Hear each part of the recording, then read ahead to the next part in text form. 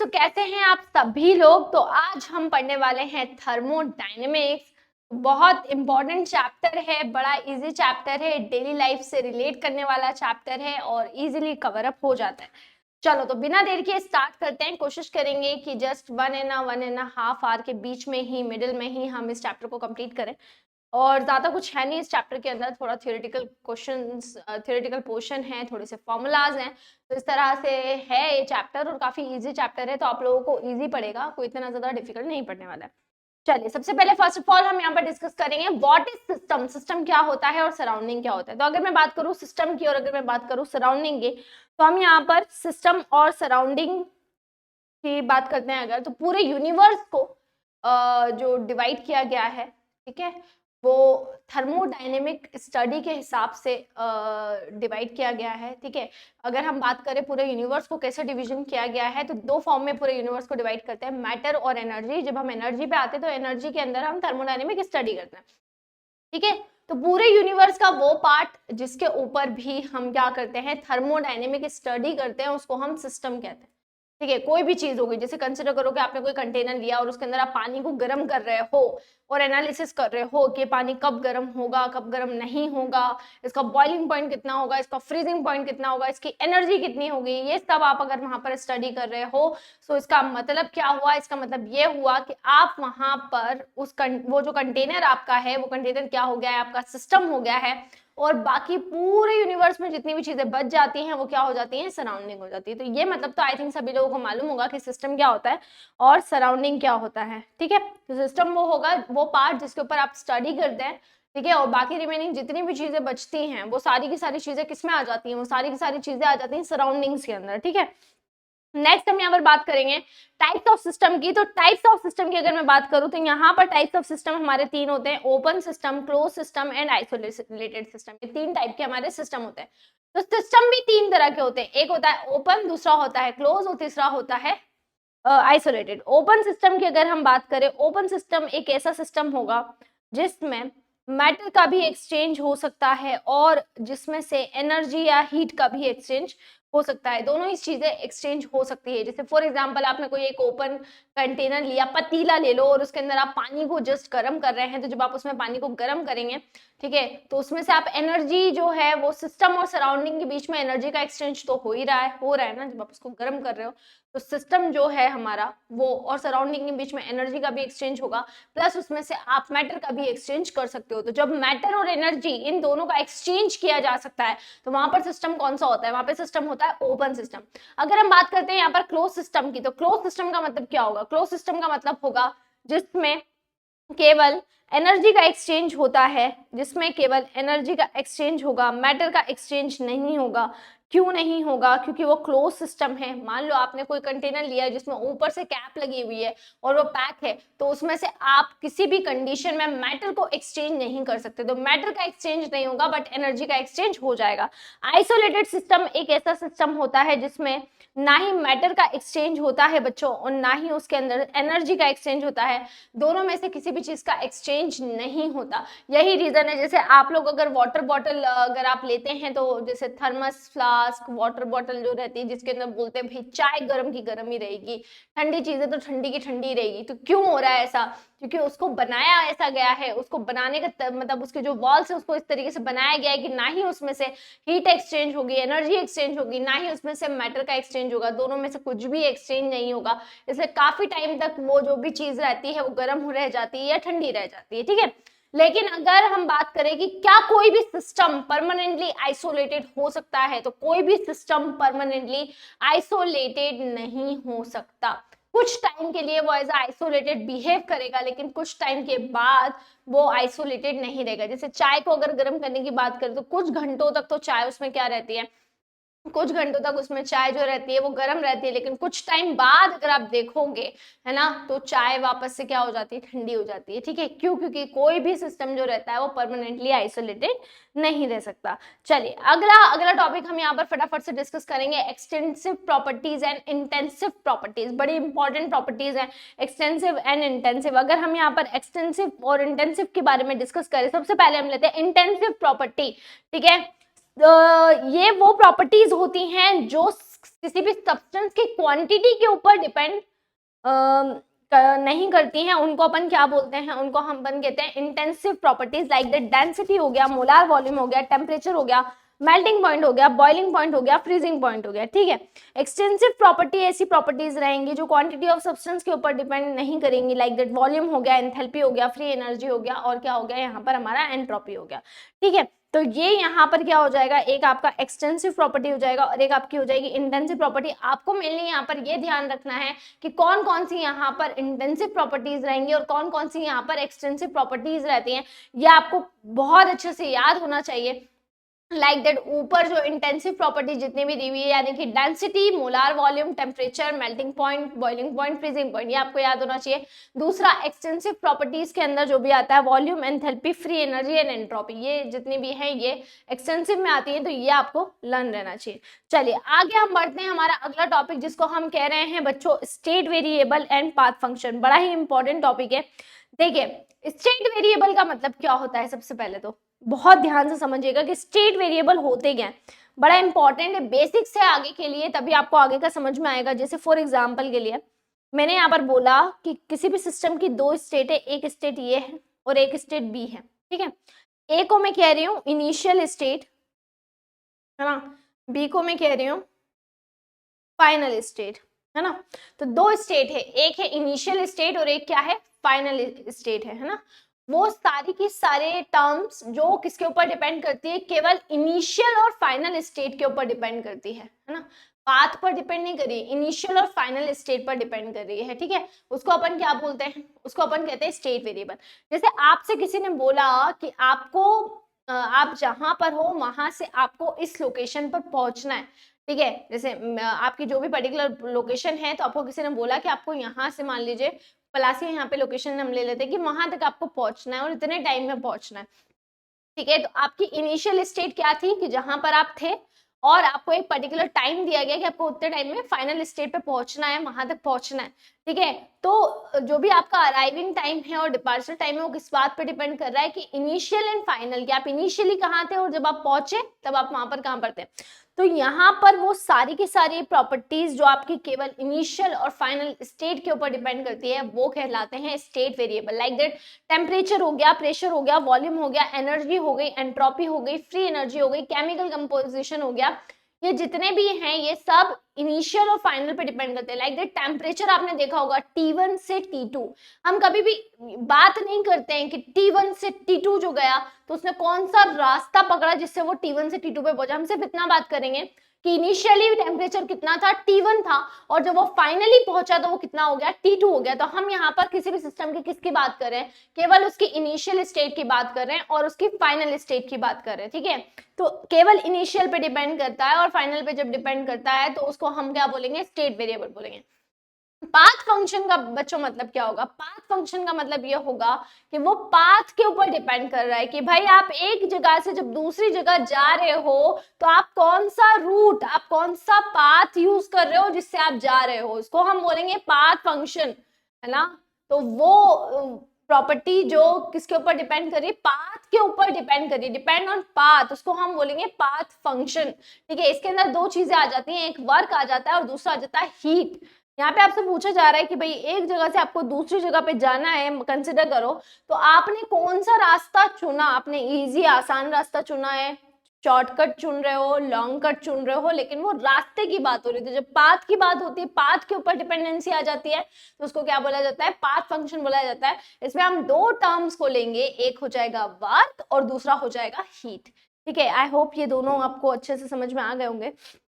चलिए internal energy, वैसे आप जानते हो कि जो एनर्जीज होती हैं वो बहुत टाइप की होती है ना।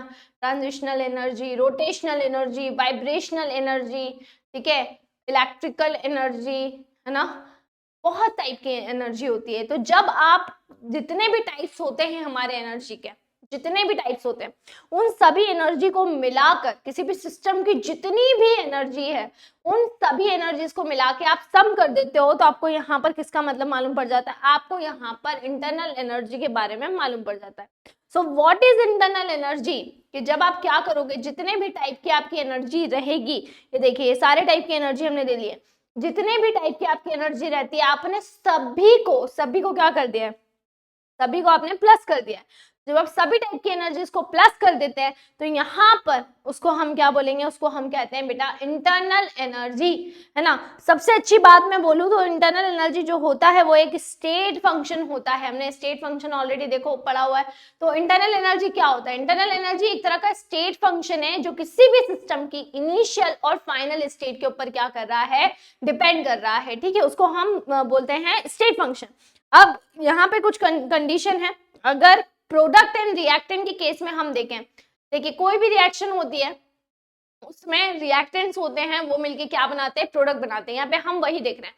तो हम यहाँ पर जब भी कोई रिएक्शन को बोलते हैं ना, हम बचपन से पढ़ते हुए आ रहे हैं क्लास 8th 9th से, भाई ये रिएक्शन में हीट रिलीज हो रही है तो ये क्या हो जाएगी, एक्सोथर्मिक रिएक्शन हो जाएगी। ये वाली जो पर्टिकुलर रिएक्शन है इसमें हीट क्या हो रही है, एब्जॉर्ब हो रही है, तो ये एंडोथर्मिक रिएक्शन हो जाएगी। अब यहाँ पर थोड़ा सा एक स्टेप आगे चल के पढ़ेंगे हम कि रिएक्टेंट एंड प्रोडक्ट दोनों की एनर्जी का एनालिसिस करते हैं। अगर प्रोडक्ट की जो एनर्जी है, अगर प्रोडक्ट की जो एनर्जी है वो क्या होती है, वो ज्यादा होती है, जैसे कि आप देख सकते हो एनर्जी ऑफ प्रोडक्ट यहाँ पर ज्यादा है। अगर प्रोडक्ट की एनर्जी ज्यादा होती है एज कंपेयर टू रिएक्टेंट, है ना, तो इंटरनल एनर्जी क्या हो जाएगी, इंटरनल एनर्जी पॉजिटिव हो जाएगी।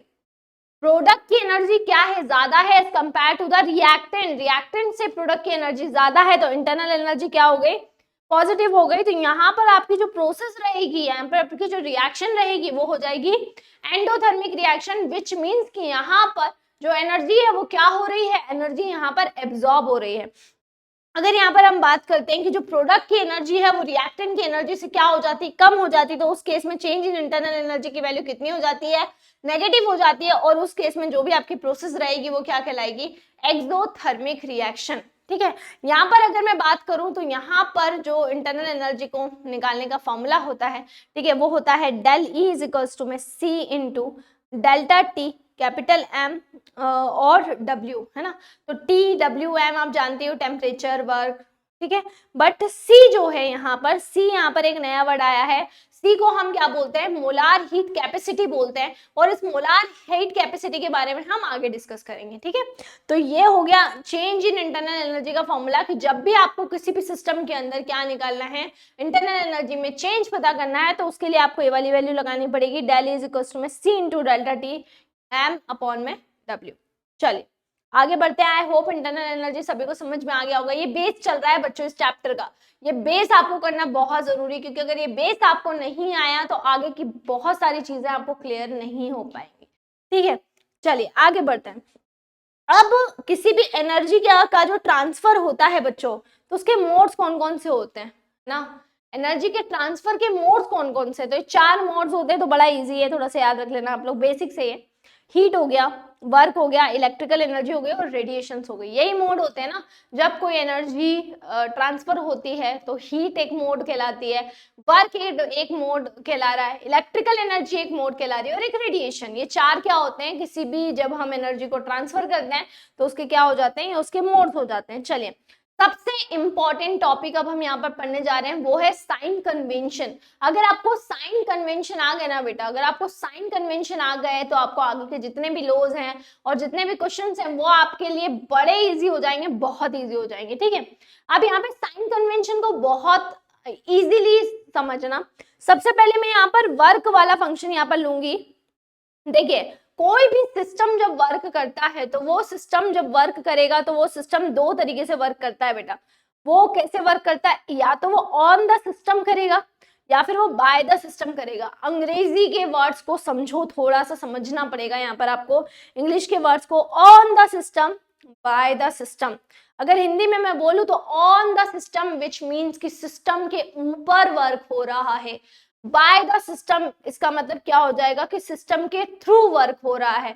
बड़ा ही इजी है इसको समझना। अगर आपने समझ लिया तो आगे के लिए आपकी सारी चीजें क्लियर हो जाएगी। देखिए जब भी कोई वर्क होगा जो बाय द सिस्टम है, मतलब सिस्टम खुद कर रहा है, सिस्टम खुद से कर रहा है, तो जब भी वर्क किससे हो रहा है, बाय द सिस्टम हो रहा है, मतलब सिस्टम खुद कर रहा है, ठीक है। तो उसकी एनर्जी, उसमें उस काम को करने में उसकी एनर्जी जाएगी कि नहीं जाएगी। अपना एग्जांपल ले लो, हम कोई काम करते हैं तो हमारी एनर्जी जाती है कि नहीं जाती है, जाती है ना।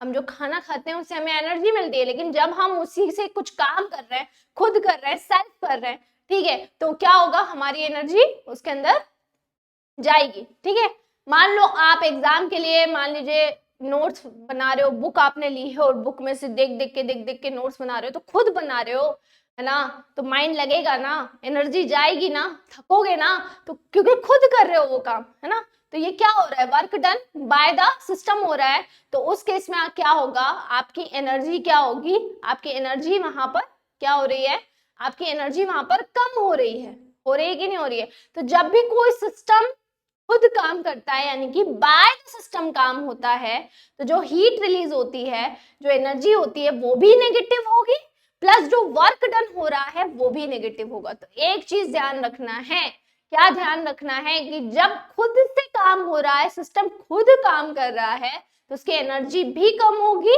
प्लस उसका जो वर्क डन है वो भी क्या कहलाएगा, वो भी नेगेटिव कहलाएगा। क्लियर है, इतना आपको क्लियरिटी आ गई होगी। ठीक है, दूसरा तरीका, work done on the system, मतलब क्या हो रहा है, सिस्टम के ऊपर काम हो रहा है। जैसे आपने क्या किया, खुद नोट्स प्रिपेयर नहीं किया, आपने अपने दोस्त को बोल दिया, भाई धमकी वमकी दे दी, वो चलती है ना कि तू देख मेरे नोट्स बना दे वरना मैं ऐसा कर दूंगा, वरना मैं तेरी कंप्लेन कर दूंगा, वरना मैं तेरा सीक्रेट बता दूंगा, तेरे को मेरे नोट्स बनाने पड़ेंगे। होता है कि नहीं होता है, होता है ना।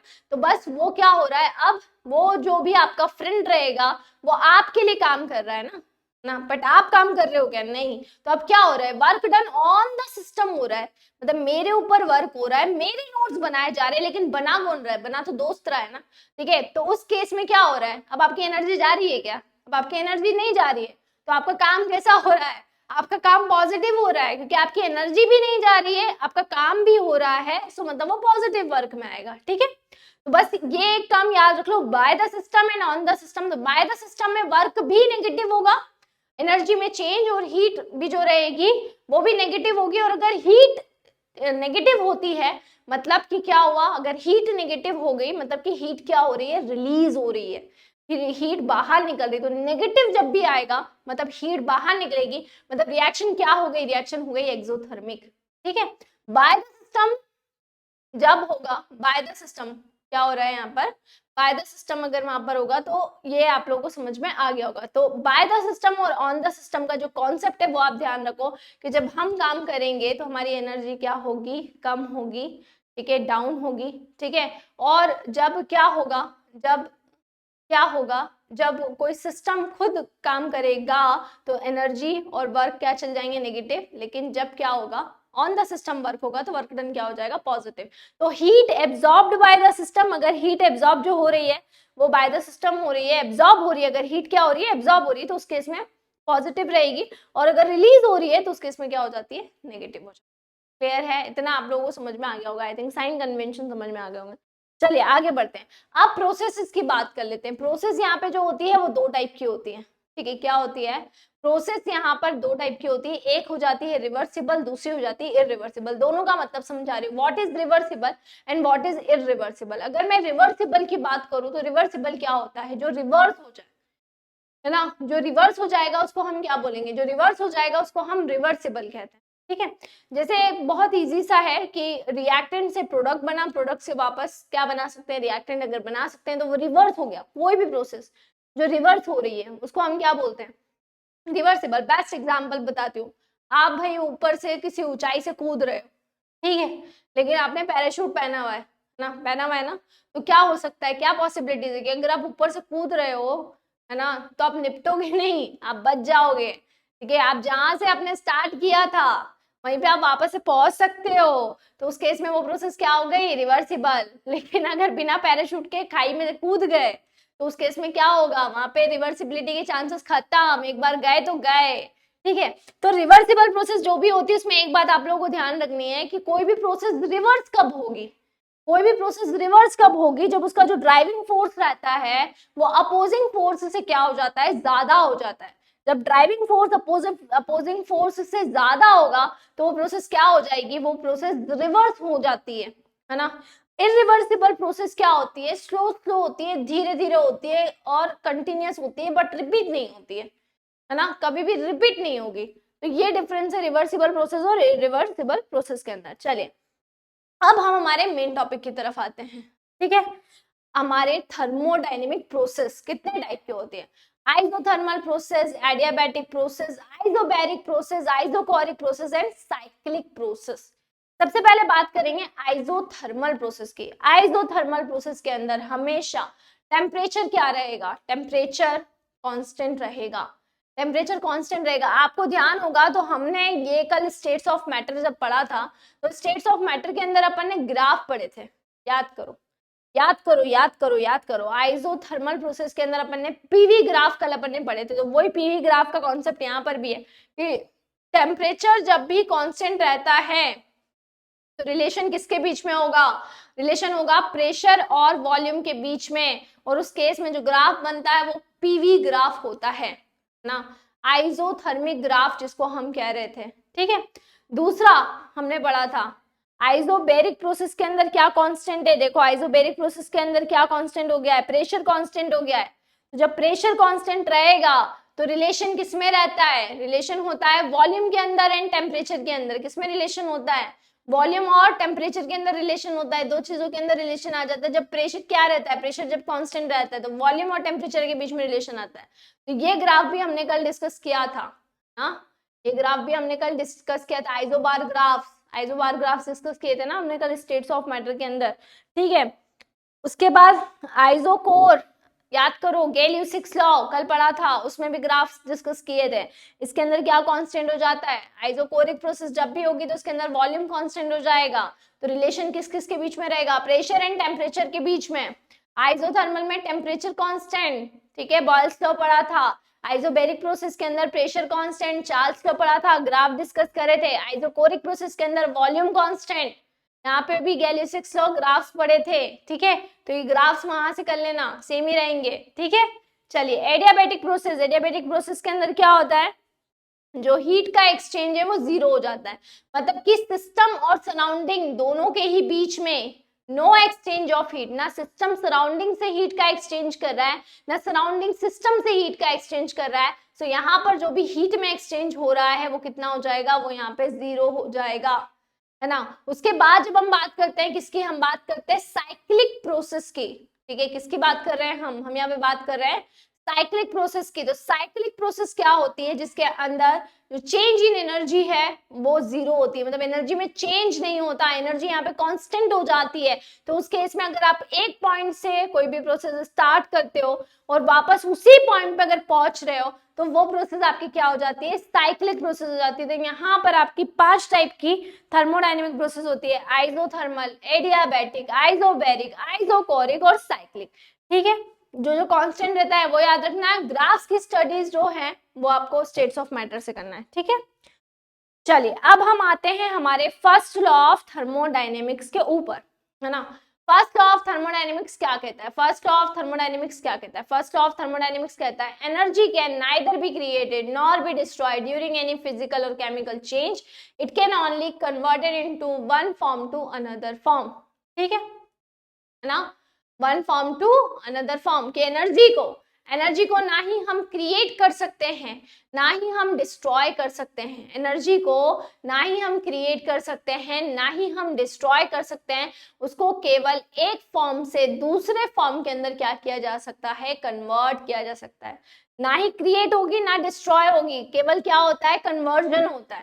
कोई भी केमिकल रिएक्शन होती है उसके अंदर क्या हो रहा है, कन्वर्जन ही तो हो रहा है। एक फॉर्म लेते हैं और उसको दूसरे फॉर्म के अंदर क्या कर देते हैं, कन्वर्ट कर देते हैं। तो कन्वर्जन ही तो हो रहा है, कन्वर्जन ही हो रहा है ना। इसका अगर मैं मैथमेटिकल फॉर्मूले की बात करूं तो इसका मैथमेटिकल फॉर्मूला क्या हो जाता है, इसका मैथमेटिकल फॉर्मूला हो जाता है Q + W। अब इस फॉर्मूले में जो चेंज होता है बच्चों वो किसके बेसिस पे होता है, मैंने आपको बताया अभी, work done on the system and work done by the system. उसके अकॉर्डिंग ये चेंज हो जाएगा। जैसे वर्क की अगर मैं बात कर रही हूँ, ठीक है, ऑन द सिस्टम और बाय द सिस्टम। ठीक है, वर्क डन जब किसके ऊपर हो रहा है, ऑन द सिस्टम हो रहा है, ठीक है, सिस्टम के ऊपर हो रहा है ना। तो उस केस में क्या होगा, एनर्जी बढ़ेगी। क्या होगा, एनर्जी बढ़ेगी क्योंकि क्या हो रहा है, ऑन द सिस्टम हो रहा है, हमारे ऊपर हो रहा है, कोई और कर रहा है, तो भाई एनर्जी बढ़ेगी ना। लेकिन work done by the system जब होगा, हमारे थ्रू होगा, तो उस केस में क्या होगा, उस केस में एनर्जी क्या हो जाएगी, कम हो जाएगी। तो इसके जो साइन कन्वेंशन के अकॉर्डिंग इसको हम चेंज कर सकते हैं। Q + W भी लिख सकते हैं इसको, Q - W भी लिख सकते हैं, दोनों इसको हम लिख सकते हैं। चलिए अब हम कुछ डिस्कस करेंगे, कुछ पॉइंट डिस्कस करेंगे, ठीक है, और इसमें से क्वेश्चन बनते हैं, इसलिए पॉइंट आपको लिखवाए गए हैं क्योंकि इनमें से क्वेश्चन आपको आएंगे, डेफिनेटली आएंगे। चलिए, तो डिस्कशन पॉइंट्स हैं कुछ। देखो, अगर कोई हीट है और वो एब्जॉर्ब हो रही है, हीट क्या हो रही है, एब्जॉर्ब हो रही है। जब हीट एब्जॉर्ब होती है बेटा, तो कौन सी प्रोसेस होती है, जब हीट एब्जॉर्ब होती है तो वो कहलाती है एंडोथर्मिक रिएक्शन। कहलाती है कि नहीं कहलाती है? हीट एब्जॉर्ब हुई ना, कौन सी रिएक्शन हो गई, एंडोथर्मिक रिएक्शन। तो जब हीट एब्जॉर्ब होगी तो डेफिनेटली किसी सिस्टम की इंटरनल एनर्जी क्या हो जाएगी, बढ़ जाएगी, क्योंकि हीट ले रही है ना, वो हीट ले रही है, इसलिए इंटरनल एनर्जी क्या हो जाती है, बढ़ जाती है।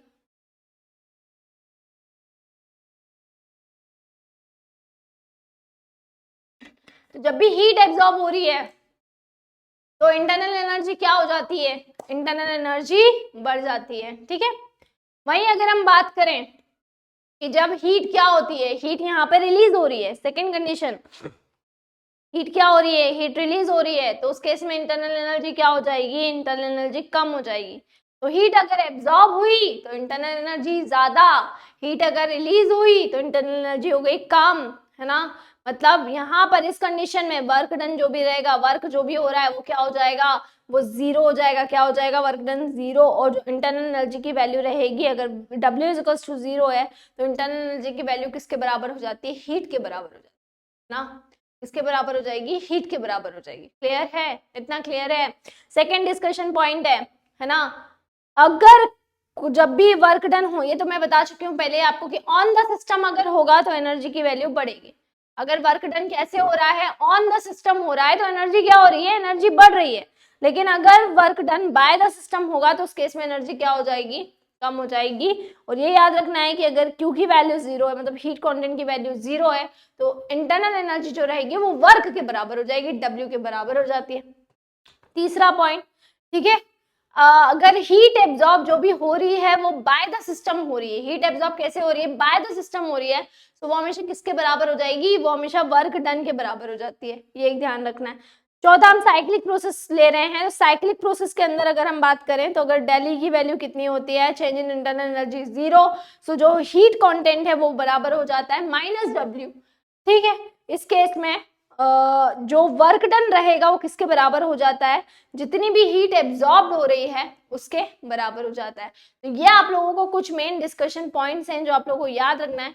अगला हम पढ़ते हैं एंथैल्पी के बारे में। तो एंथैल्पी आप बहुत अच्छे से जानते हो कि एंथैल्पी क्या होती है। तो एंथैल्पी होता है बच्चों heat content of a system.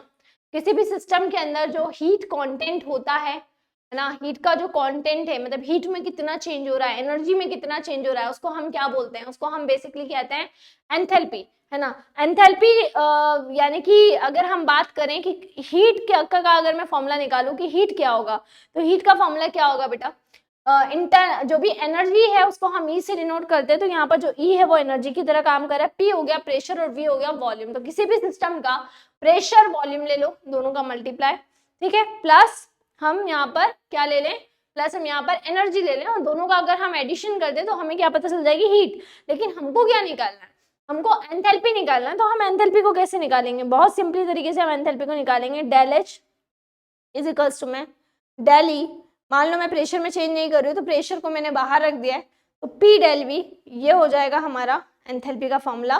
तो del H is equals to में del E plus P del we.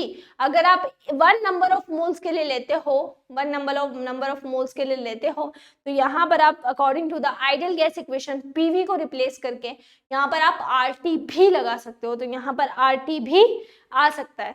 चलिए, PV is equals to NRT होता है ना, तो अगर 1 मोल के लिए ले रहे हो तो यहाँ पर आप क्या ले सकते हो, पीवी की जगह पे आरटी ले सकते हो, ठीक है। ये हमने डिस्कशन किया एंथैल्पी का। अब कौन कौन से ऐसे फैक्टर्स हैं जो एंथैल्पी को इफेक्ट करते हैं, ये इंपॉर्टेंट पॉइंट है, और थ्योरेटिकल अगर क्वेश्चन आया तो इसमें से बन सकता है, ठीक है। सबसे पहला पॉइंट हो जाता है यहाँ पर फिजिकल स्टेट ऑफ रिएक्टेंट और प्रोडक्ट। रिएक्टेंट और प्रोडक्ट की जो भी फिजिकल स्टेट होती है वो एंथैल्पी को क्या करती है, एंथैल्पी को इफेक्ट करेगी। जो भी है फिजिकल स्टेट, सॉलिड है, लिक्विड है, गैस है, उसके अकॉर्डिंग अगर उसके फिजिकल स्टेट के अंदर चेंजेस हो रहे हैं तो वहां पर डेफिनेटली उसकी एंथैल्पी में भी चेंज होता है, क्योंकि तीनों ही चीजें हीट कंटेंट के ऊपर या एंथैल्पी के ऊपर ऊपर डिपेंड करती है, ठीक है। फिर क्वांटिटीज ऑफ रिएक्टेंट और प्रोडक्ट, अगर रिएक्टेंट और प्रोडक्ट की क्वांटिटीज कम ज्यादा होगी तो उस केस में भी एंथैल्पी क्या हो जाएगी, इफेक्ट हो जाएगी। तीसरा होता है हमारा टेम्परेचर, ठीक है। और वो सारी कंडीशन जो कांस्टेंट प्रेशर और वॉल्यूम पे आती हैं वो सभी किसको इफेक्ट कर रही हैं, एंथैल्पी को इफेक्ट करती हैं, ठीक है। चलिए बच्चों, बहुत ही इंपॉर्टेंट लॉ जिसको हम यहाँ पर डिस्कस करने जा रहे हैं जिसका नाम है हेस लॉ। तो हेस लॉ यहाँ पर क्या होता है ये हम डिस्कस करेंगे। देखिए, जब भी कोई केमिकल चेंज होता है तो वो केमिकल चेंज जरूरी तो नहीं है कि एक ही स्टेप में हो रहा हो, वो एक से ज्यादा स्टेप में भी हो सकता है कि नहीं हो सकता है। जैसे फॉर एग्जाम्पल के लिए मैं आप लोगों को बताती हूँ, देखो कि अगर मैं बात करूं कोई भी चेंज हो रहा है, जैसे फॉर एग्जाम्पल के लिए मैं यहाँ पर ए को ले रही हूँ और ए किस में बदल रहा है, ए यहाँ पर बी में बदल रहा है। मैंने ए को लिया और ए किस में बदल रहा है, ए किस में चेंज हो रहा है, ए जो है वो बी में चेंज हो रहा है, ठीक है। अब ए का कन्वर्जन बी में हो गया और डायरेक्ट हो गया। अब ये ऐसे ही तो हुआ नहीं होगा, ए को बी में कन्वर्ट करने के लिए कुछ ना कुछ एनर्जी की जरूरत पड़ी होगी कि नहीं पड़ी होगी, कुछ ना कुछ तो एनर्जी इसको लगी होगी। तो मैंने बोला कि इसको जो कन्वर्ट होने के लिए एनर्जी लगी वो ई ए लगी, है ना। तो ई ए एनर्जी इसने ली और ये ए से डायरेक्ट काय में बदल गया है, बी में बदल गया है, ठीक है ना। या मैं बोल देती हूँ, ठीक है। अब उसके बाद में क्या हुआ कि एक तो ये सीधे सीधे ए से काय में बदल गया, बी में बदल गया, और एक स्टेप में इसने क्या किया, ए से पहले सी में बदला और सी से फिर काय में बदला, सी से फिर बी में बदला, है ना। ए से किस में गया, ए से वो सी में गया और सी से फिर काय में चला गया, सी से फिर वो डायरेक्टली काय में चला गया, बी के अंदर चला गया। तो इसने क्या किया, एक स्टेप से ज्यादा स्टेप ले ली, ठीक है। अब जब वो ए से सी में कन्वर्ट हुआ होगा तब कुछ ना कुछ उसको एनर्जी की जरूरत पड़ी होगी, तो मैंने ई बी बोल दिया। और जब वो सी से बी में कन्वर्ट हुआ तब उसको कुछ ना कुछ एनर्जी की जरूरत पड़ी होगी, तब उसको मैंने कितना बोल दिया, तब उसको मैंने ई सी बोल दिया है ना। तो एक हो गया है यहाँ पर ई बी और एक हो गया ई सी। अब अकॉर्डिंग टू द हेस लॉ कि जितनी एनर्जी उसको ए से बी में कन्वर्ट होने में डायरेक्ट लगी, है ना, उतनी ही एनर्जी जब वो स्टेप्स में जाएगा तब उसको लगेगी। मतलब अगर आप इससे इसमें पहुंचने में ई बी एनर्जी लगी, सी से बी में पहुंचने में उसको ई सी एनर्जी लगी, इन दोनों को अगर आप सम अप कर दो तो ये किसके बराबर हो जाएगा, ई ए के बराबर हो जाएगा। मतलब कोई भी प्रोसेस जब डायरेक्ट करवाई जाती है तो उसमें जितनी एनर्जी लगती है ना, वो एनर्जी किसके बराबर होगी कि जब आप स्टेप्स के अंदर वही प्रोसेस करवा रहे हो तो उनकी इंडिविजुअल जो एनर्जी है उनको अगर आप सम अप कर दो, है ना, तो वो डायरेक्ट वाली एनर्जी की क्या हो जाती है, बराबर हो जाती है। बस यही कहता है हेस लॉ, ठीक है। क्या बोलता है, यही बोलता है हेस लॉ। मैं एक बार और आपको एक डायग्राम बना के बता देती हूँ ताकि आपको और इजी हो जाए, है ना। चलिए, तो मैंने बोला कि एक में तो मैंने ये किया है कि ए से मैंने डायरेक्टली सी पहुंचाया, है ना। तो ये डेल एच वन, इसकी जो एनर्जी में चेंज हुआ वो डेल एच वन हुआ, ठीक है।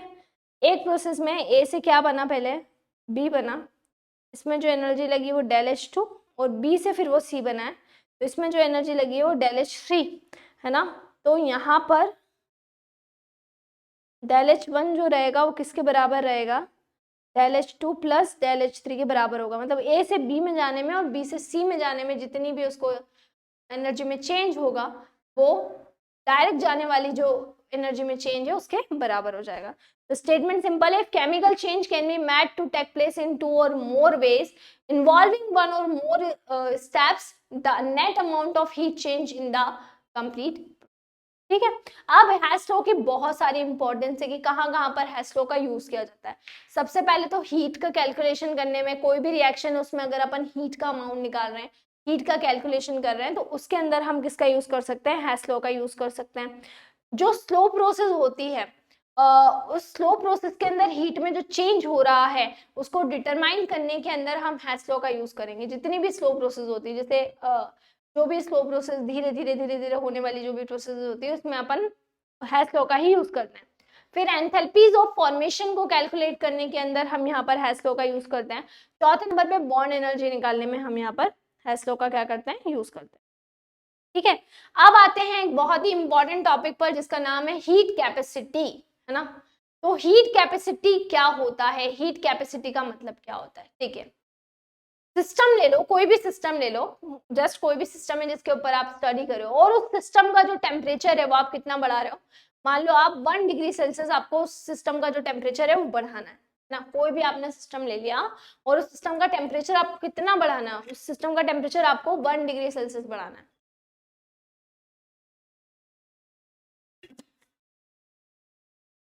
ठीक है। तो जब भी आप किसी सिस्टम का जो टेम्परेचर है, जब भी आप किसी सिस्टम का जो टेम्परेचर है उसको कितना बढ़ाते हो, उसको 1 डिग्री सेल्सियस आप इंक्रीज करते हो। कोई सिस्टम आपने लिया और उसका टेम्परेचर आपको कितना बढ़ाना है, उसका टेम्परेचर आपको 1 डिग्री सेल्सियस बढ़ाना है। तो 1 डिग्री सेल्सियस जब भी आप टेम्परेचर को बढ़ाओगे, सिस्टम का टेम्परेचर बढ़ाओगे, तो 1 डिग्री सेल्सियस बढ़ाने के लिए, 1 डिग्री सेल्सियस इंक्रीज करने के लिए आपको जितनी भी हीट की रिक्वायरमेंट रहेगी उसको अपन बोलते हैं हीट कैपेसिटी। मतलब समझो, कैपेसिटी, कैपेसिटी का मतलब क्या होता है, कितनी जगह में आ सकती है, वही बोलेंगे ना। तो अगर आपको किसी सिस्टम का टेम्परेचर कितना बढ़ाना है, जस्ट 1 डिग्री सेल्सियस आपको टेम्परेचर बढ़ाना है, तो 1 डिग्री सेल्सियस बढ़ाने के लिए आपको जितनी भी हीट की रिक्वायरमेंट रहेगी, जो भी हीट रिक्वायर्ड रहेगी वो कहलाती है हीट कैपेसिटी, है ना। अब यहाँ पे जो हम हीट कैपेसिटी पढ़ते हैं, है ना, वो हीट कैपेसिटी हम 2 टाइप की पढ़ते हैं। एक होती है molar heat capacity at constant pressure, एक होती है molar heat capacity at constant volume. चलिए सबसे पहले मैं यहाँ पर मोलार हीट कैपेसिटी यहाँ पे डिस्कस करूँ। Molar heat capacity, heat capacity आपको पता है, किसी भी सिस्टम का टेम्परेचर अगर आपको 1 डिग्री सेल्सियस बढ़ाना है तो उसके लिए जो भी हीट रिक्वायर्ड रहेगी उसको अपन क्या बोलेंगे, हीट कैपेसिटी बोलेंगे, ठीक है। अब मोलार हीट कैपेसिटी क्या हो जाएगी, मोलार हीट कैपेसिटी का मतलब क्या होगा कि आपने सब्सटेंस का कितना ले लिया, 1 मोल ऑफ सब्सटेंस आपने ले लिया है ना, कितना ले लिया है, 1 मोल ऑफ सब्सटेंस आपने ले लिया है। तो 1 मोल ऑफ सब्सटेंस के अंदर आप टेम्परेचर कितना बढ़ा रहे हो, 1 डिग्री सेल्सियस बढ़ा रहे हो।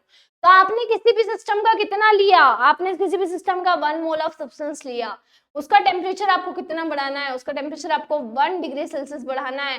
तो 1 मोल ऑफ सब्सटेंस आपने लिया, इतने सब्सटेंस का टेम्परेचर 1 डिग्री सेल्सियस बढ़ाने के लिए आपको जितनी भी हीट की रिक्वायरमेंट रहेगी उसको हम क्या बोलेंगे, मोलार हीट कैपेसिटी। समझ में आ गया होगा। अब molar heat capacity constant volume पे क्या होगी और कांस्टेंट प्रेशर पे क्या होगी, है ना। बहुत सिंपल है कि जब प्रेशर कांस्टेंट हो, प्रेशर क्या हो, प्रेशर कांस्टेंट हो, तो कांस्टेंट प्रेशर पर, जब आपको कांस्टेंट प्रेशर पर 1 मोल ऑफ सब्सटेंस का टेम्परेचर 1 डिग्री सेल्सियस बढ़ाना है तो उसमें जितनी भी हीट की रिक्वायरमेंट होगी वो कहलाएगी molar heat capacity at constant pressure. Same as it is, अगर आप वॉल्यूम को कांस्टेंट रखते हो तो कांस्टेंट वॉल्यूम पर अगर आपने ले लिया 1 मोल ऑफ सब्सटेंस और उसका टेम्परेचर आप कितना बढ़ा रहे हो, 1 डिग्री सेल्सियस बढ़ा रहे हो, उसमें जो भी आपको हीट की रिक्वायरमेंट है वो कहलाएगी molar heat capacity at constant volume. I think समझ में आ गया होगा। तो मोलार हीट कैपेसिटी को सी से इंडिकेट करते हैं। अभी याद करो स्टार्टिंग में आया था हीट कैपेसिटी, है ना, स्टार्टिंग फॉर्मूले में आया था, तो सी से इंडिकेट करेंगे। जब molar heat capacity at constant pressure को डिनोट करेंगे तो वो सीपी हो जाएगा, और जब molar heat capacity at constant volume को करेंगे तो वो सीवी हो जाएगा।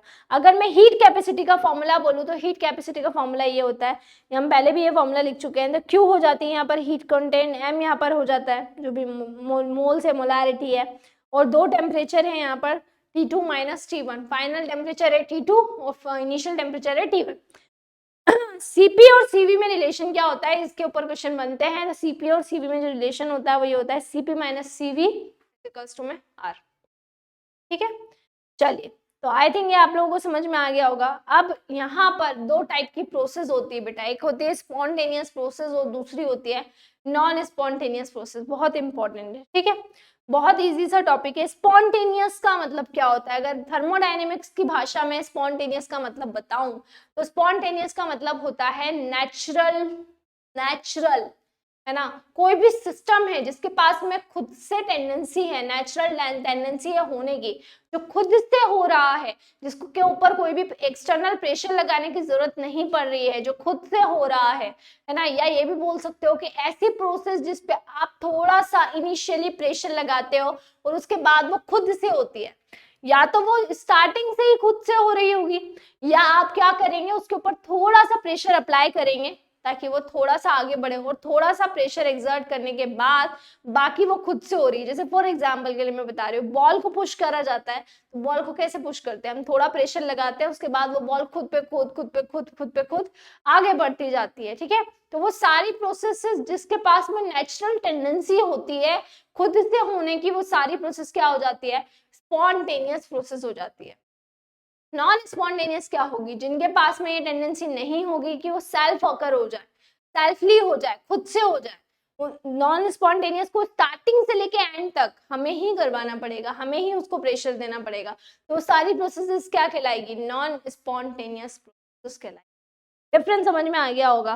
कभी कभी पूछ लेते हैं, ऐसे दे देते हैं और पूछते हैं ये स्पॉन्टेनियस है ये नॉन स्पॉन्टेनियस है बताओ, तो बस ये चीज दिमाग में रखना है, ठीक है। अब यहाँ पर आता है एक चीज मैं आप लोगों को और बता दूं कि जो हेस लॉ है ना, वो हेस लॉ कब आया था, वो हेस लॉ आया था फर्स्ट लॉ ऑफ थर्मोडायनेमिक्स जो था उसके बाद, मतलब as a first law of thermodynamics application हम इसको पढ़ते हैं, तो ये है application of first law of thermodynamics, ठीक है। चलिए नेक्स्ट आता है हमारा स्पॉन्टेनियस एंड नॉन स्पॉन्टेनियस के बाद में second law of thermodynamics. What is second law of thermodynamics, ठीक है। तो सेकेंड लॉ ऑफ थर्मोडायनेमिक्स क्या होता है, देखो जो एंट्रोपी, यहाँ पर जो एंट्रोपी नया वर्ड जो हम बोल रहे हैं, जो इसके आगे अपन पढ़ेंगे वो हम इसके बाद पढ़ने वाले हैं। तो एंट्रोपी जो है वो आया सेकेंड लॉ ऑफ थर्मोडायनेमिक्स के बाद। पहले मैं इस वर्ड का मतलब आप लोगों को बता देती हूँ कि एंट्रोपी होता क्या है। एंट्रोपी का मतलब होता है बच्चों रेंडमनेस या फिर डिसऑर्डर, एक तरह का डिसऑर्डर कि मॉलिक्यूल कितने ज्यादा डिसऑर्डर में है, ठीक है। जैसे बहुत इजीली मैं आपसे बात करूं कि सॉलिड, लिक्विड एंड गैस, ये तीन स्टेट होती है। अगर मैं बात करूं इन तीनों में सबसे ज्यादा एंट्रोपी किसकी होगी, जिसका डिसऑर्डर, जिसमें मॉलिक्यूल्स का, जिसमें पार्टिकल्स का डिसऑर्डर ज्यादा है, उसकी एंट्रोपी क्या हो जाएगी, उसकी एंट्रोपी उतनी ही ज्यादा हो जाएगी। जैसे अगर मैं यहाँ पे बात करती हूँ गैसियस स्टेट की, तो गैस के जो पार्टिकल्स होते हैं, मॉलिक्यूल्स होते हैं, क्या वो एक जगह पे फिक्स होते हैं, वो एक जगह पे बिल्कुल फिक्स नहीं होते हैं, वो पूरे के पूरे बिखरे हुए रहते हैं, इधर उधर इधर उधर इधर उधर इधर उधर बिखरे हुए रहते हैं, ठीक है। तो सबसे ज्यादा जो एंट्रोपी होती है वो गैसेस की होती है, क्योंकि उसमें रैंडमनेस बहुत ज्यादा है, उसके अंदर डिसऑर्डर बहुत ज्यादा है, इसीलिए यहाँ पर एंट्रोपी सबसे ज्यादा गैसेस, ठीक है ना। तो जब भी सेकेंड लॉ क्या कहता है थर्मोडायनेमिक्स का, सेकेंड लॉ ये कहता है, ठीक है, कि जब भी कोई स्पॉन्टेनियस चेंज होता है, स्पॉन्टेनियस मतलब नेचुरल चेंज, जब भी पूरे यूनिवर्स में कोई स्पॉन्टेनियस चेंज होता है, कोई नेचुरल चेंज होता है, तो जो एंट्रोपी रहती है यूनिवर्स की वो क्या हो जाती है, इंक्रीज हो जाती है, ठीक है। हर स्पॉन्टेनियस चेंज के साथ यूनिवर्स की जो एंट्रोपी रहेगी वो क्या हो जाएगी, वो इंक्रीज हो जाएगी, ठीक है। तो जैसे जैसे स्पॉन्टेनियस चेंज होंगे वैसे वैसे एंट्रोपी भी क्या होती जाएगी, इंक्रीज होती जाएगी। अब जो सेकेंड लॉ ऑफ थर्मोडायनेमिक्स से बहुत इंपॉर्टेंट बात है, सेकेंड लॉ ऑफ थर्मोडायनेमिक्स जो दिया था वो अलग अलग जो साइंटिस्ट थे उन्होंने अपना statement second law of thermodynamics के हिसाब से अलग अलग दिया था। जैसे क्लॉसियस की अगर हम बात करें तो उन्होंने ये कहा था, ठीक है, कि कभी भी जो हीट है वो किसी कोल्डर बॉडी से हॉटर बॉडी के अंदर खुद से नहीं फ्लो हो सकती। हीट कभी भी खुद से सेल्फली किसी कोल्डर बॉडी से हॉटर बॉडी में नहीं आ सकती, ठीक है ना, कभी भी नहीं होगा ऐसा। तो heat can not itself pass from a colder body to hotter body, ठीक है। एक बॉडी ऐसी है जिसमें टेम्परेचर कितना है, जिसमें टेम्परेचर क्या हो रहा है, कम हो रहा है, और एक बॉडी ऐसी है जिसमें टेम्परेचर ज्यादा हो रहा है, बहुत ज्यादा हॉटर है। तो कभी भी हीट कभी भी कोल्डर बॉडी से हॉटर बॉडी में सेल्फली पास नहीं होगी, इट सेल्फ पास नहीं होगी, ठीक है। पहला इन्होंने बोला था। कैल्विन ने क्या बोला था, कैल्विन ने बोला था, ठीक है, it is impossible to get a continuous supply of work from a body और इंजन। यहाँ पे बॉडी की भी, बॉडी भी उन्होंने डिनोट किया, और बॉडी से उन्होंने क्या बोला है, इंजन बोला है, ठीक है, which can transfer heat from a single heat reservoir, ठीक है। तो इन्होंने यहाँ पर इंजन के ऊपर यहाँ पर बोला था कि जो सिंगल हीट रिजर्वर है, ठीक है, तो बहुत ज्यादा इम्पॉसिबल है, बिल्कुल इम्पॉसिबल है कंटिन्यूस सप्लाई ऑफ वर्क का होना, ठीक है, किसी बॉडी के अंदर या किसी इंजन के अंदर, जो जिसके अंदर से जो हीट है वो सिंगल हीट रिजर्वर में से क्या हो रही हो, पास हो रही हो या ट्रांसफर हो रही हो, ठीक है। तो ये कैल्विन ने अपने तरीके में बोला था। थर्ड प्लैंक ने बोला था, it is impossible to construct a device which will work in a single complete cycle.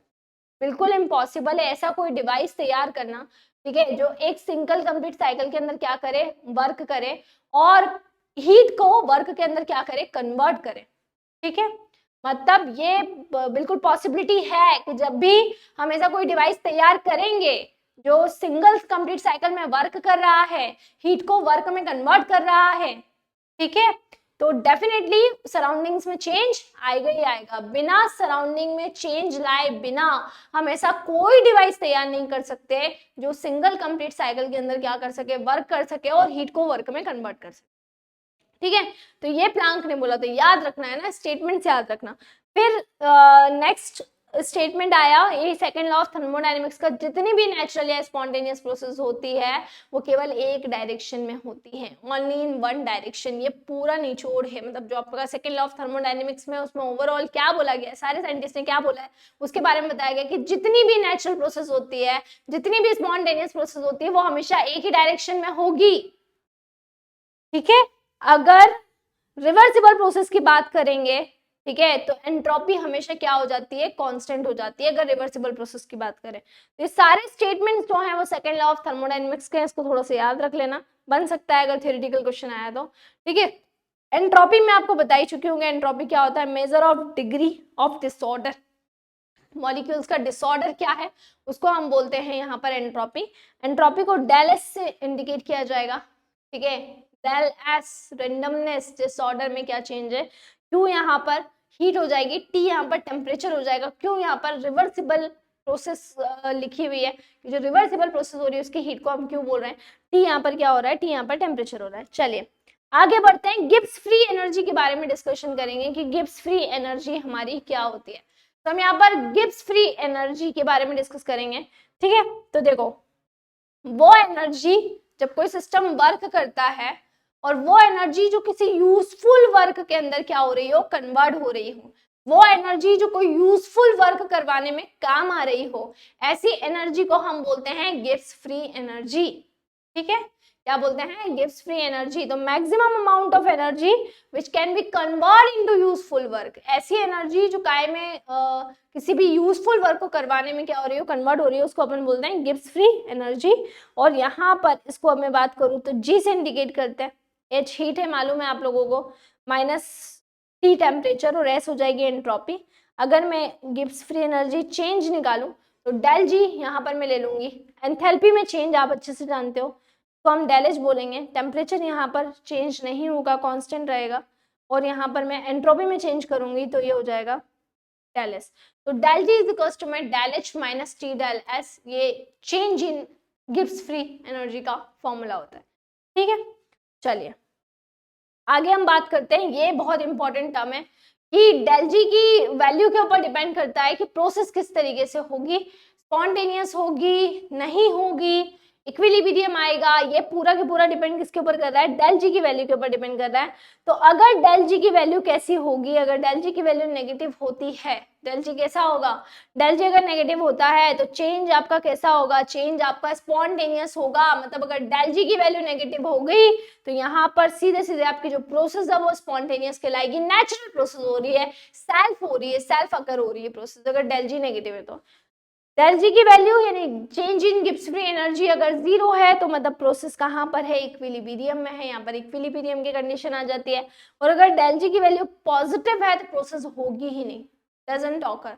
तो प्रोसेस हो रही है, स्पॉन्टेनियस हो रही है, इक्विलिब्रियम है, ये तीनों चीजें हम किससे निकालते हैं, डेल जी की वैल्यू से निकालते हैं, गिब्स फ्री एनर्जी चेंज से हम पता करते हैं। ठीक है, चलिए अब आपको बहुत सारे ऐसे क्वेश्चन आते हैं, कब रिएक्शन फिजिबल होगी, कब रिएक्शन नहीं होगी, आते हैं या नहीं आते हैं, कि रिएक्शन की फिजिबिलिटी हम निकालते हैं कि बताओ भाई कि रिएक्शन फिजिबल है या रिएक्शन फिजिबल नहीं है, आते हैं ना ऐसे क्वेश्चन। तो वो सारे पॉइंट्स मैंने आपको एक जगह पे जस्ट करवा दिए ताकि आपको थोड़ी सी आसानी हो जाए। देखो ये नोट्स आपके लिए काफी कन्वीनियंट हो जाएंगे क्योंकि सारी चीजें आपको एक जगह पे मिल रही हैं, तो आपको ज्यादा डिफिकल्टी नहीं होगी। तो मैंने शॉर्ट टर्म्स में यहाँ पर लिख दिया कि क्राइटेरिया ऑफ फिजिबिलिटी क्या होता है, मतलब कौन कौन से क्राइटेरिया हैं जो फिजिबिलिटी के अंदर आते हैं। देखो अगर किसी सिस्टम की जो टोटल एंट्रोपी चेंज है वो अगर जीरो होती है, कोई सिस्टम है और उसकी जो टोटल एंट्रोपी चेंज है वो कैसी हो गई है, वो जीरो हो गई है, तो यहाँ पे प्रोसेस कैसी हो जाती है, प्रोसेस आपकी हो जाती है रिवर्सिबल। कैसी हो जाती है प्रोसेस, प्रोसेस यहाँ पे रिवर्सिबल हो जाती है। ठीक है, तो क्राइटेरिया ऑफ फिजिबिलिटी क्या है कि अगर किसी सिस्टम के अंदर जो टोटल एंट्रोपी चेंज हो रहा है वो टोटल एंट्रोपी चेंज अगर 0 जाता है तो उस केस में प्रोसेस क्या होती है,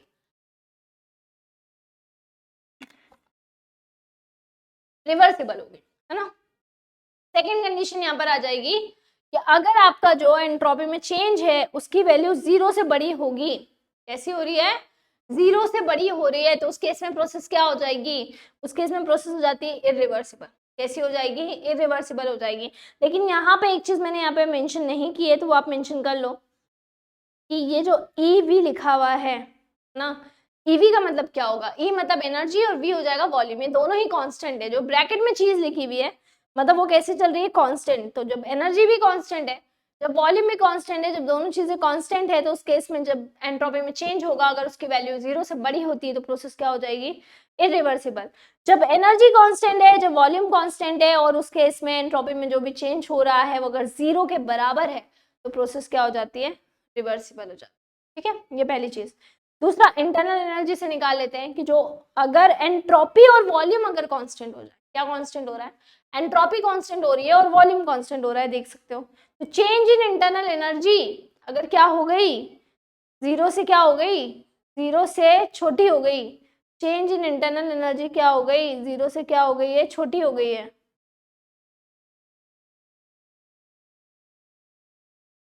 ना। चेंज इन इंटरनल एनर्जी क्या हो गई है, 0 से छोटी हो गई है, तो उस केस में क्या हो जाएगा, प्रोसेस कैसी हो जाएगी, इरिवर्सिबल हो जाती है। कैसी हो जाती है, इरिवर्सिबल हो जाती है। अगर आपने यहाँ पर क्या किया कि जो S और V है यानी कि एंट्रोपी और वॉल्यूम है उसकी जो वैल्यू है वो 0 के अगर बराबर कर दी तो प्रोसेस कैसी हो जाएगी, प्रोसेस रिवर्सिबल हो जाएगी। ठीक है, अगर चेंज इन एंट्रोपी हम यहाँ पर ले लेते हैं और जब हमने क्या कांस्टेंट रखा, एनर्जी और वॉल्यूम, तो ये तो मैं आपको ऑलरेडी बता चुकी हूँ। ठीक है, तो इसमें तो कुछ देखना ही नहीं है आपको।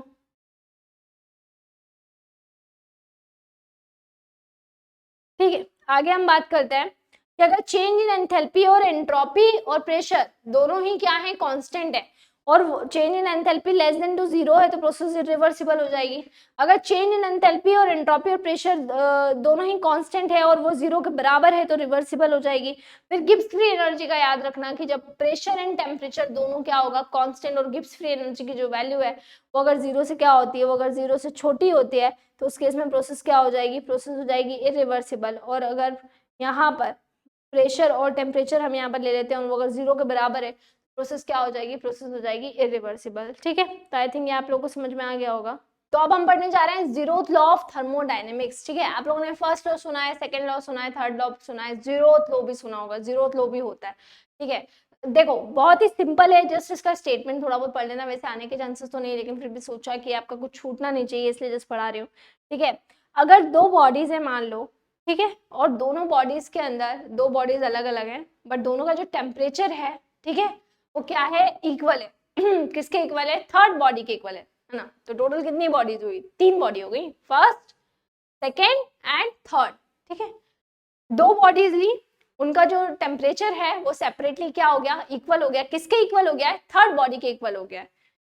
ठीक है, थर्ड बॉडी के इक्वल हो गया। जैसे दो बॉडीज अगर हैं तो उनका जो टेम्परेचर है वो क्या हो गया है, सेपरेटली अगर इक्वल है, ठीक है ना, विद अ थर्ड बॉडी, तो उसका भी जो टेम्परेचर रहेगा वो क्या हो जाएगा, इक्वल रहेगा। मतलब एक दूसरे के साथ में उनका जो टेम्परेचर रहेगा वो क्या हो जाता है, इक्वल हो जाता है। बहुत सिंपल सा था ये जीरोथ लॉ ऑफ थर्मोडायनेमिक्स। तो बस जस्ट इसका स्टेटमेंट ही आपको पढ़ना है, इससे ज्यादा इसको नहीं पढ़ना है, इसमें से नहीं आते हैं क्वेश्चन। बस जस्ट एक बार देख लेना कि two bodies have separately equality of temperature with a third body, they also have equality of temperature with each other. बस दैट्स इट।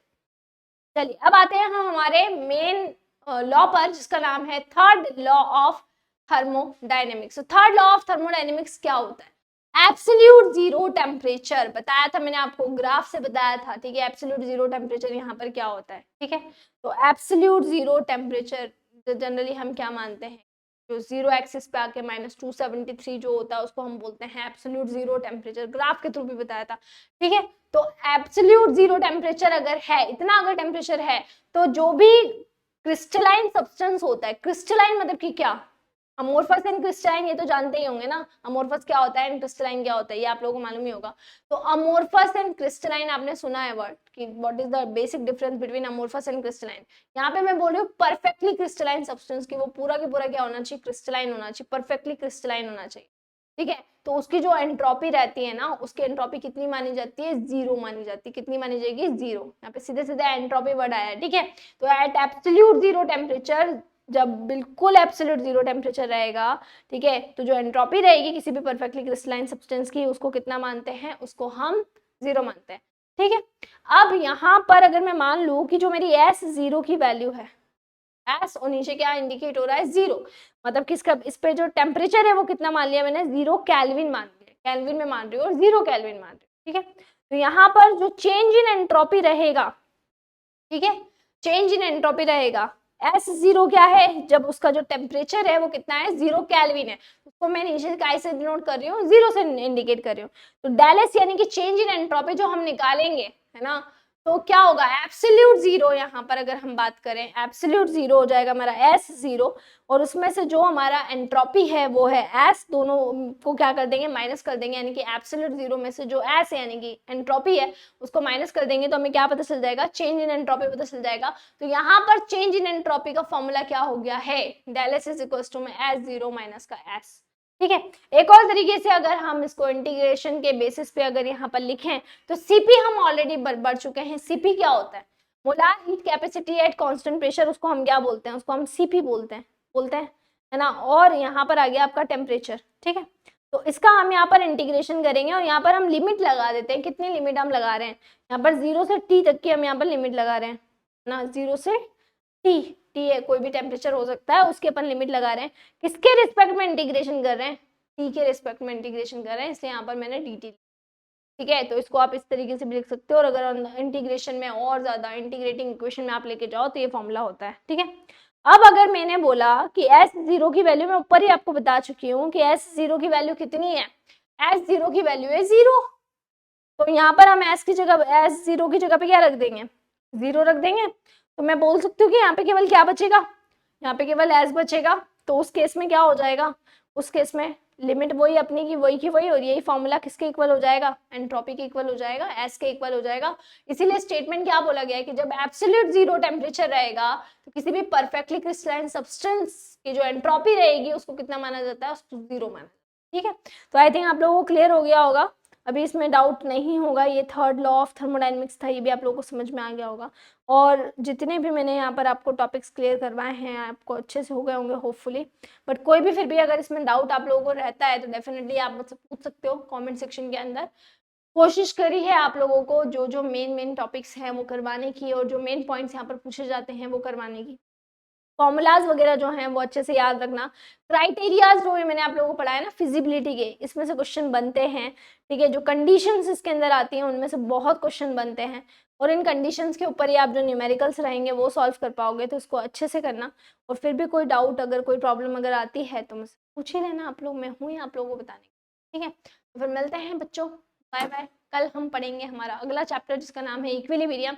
तो 11th का सबसे लास्ट चैप्टर है, इजी है, थोड़ा सा लंबा है बट हो जाएगा, ठीक है। और इसमें जो भी डाउट रहे, पिछले जो भी चैप्टर्स हमने पढ़े हैं, यानी कि मोल कॉन्सेप्ट पढ़ा हमने, स्ट्रक्चर ऑफ एटम पढ़ा है, ठीक है, हमने अपना mole concept, structure of atom, states of matter, redox reaction, ये थर्मोडायनेमिक्स भी हमारा हो गया है। इसमें आप लोगों को जो भी डाउट्स रहे वो आप मुझसे पूछ सकते हैं। जल्दी जल्दी पढ़ाई करो, डर का माहौल कम करो, नीट नजदीक है बट कोई टेंशन लेने की जरूरत नहीं है। अच्छे से मोटिवेटेड होके एकदम पढ़ो तो डेफिनेटली हो जाएगा। चलो मिलते हैं फिर।